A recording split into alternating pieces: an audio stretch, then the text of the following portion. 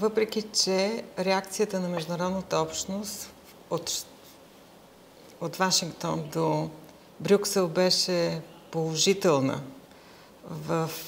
по отношение на подписания договор, то от Атина не чухме такъв окуражителен сигнал, че опита на България и Македония ще бъде използван т.е.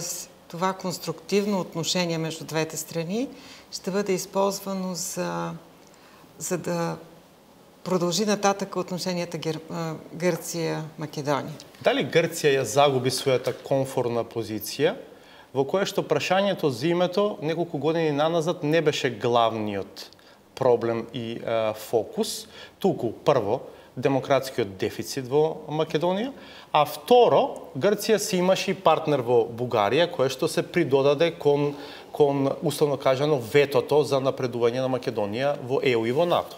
Сега Гърция остана единствена.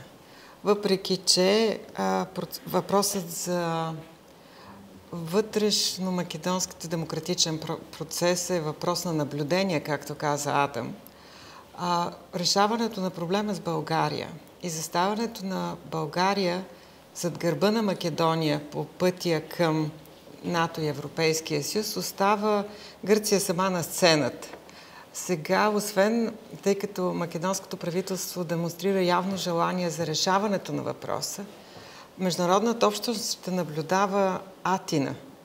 От Атина се очаква да направи съответната стъпка.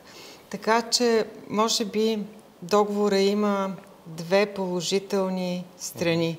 Едната е, че реши един проблем, който в мое лично мнение въобще не беше проблем, беше изкуствено създаден, но така или иначе той отпадна от условностите за македонското членство и остави за решаване един, който да разчисти пътя. Този един обаче е цел и насока на всички страни членки и България в този случай вече не е на страната на Атина, а е на страната на Македония.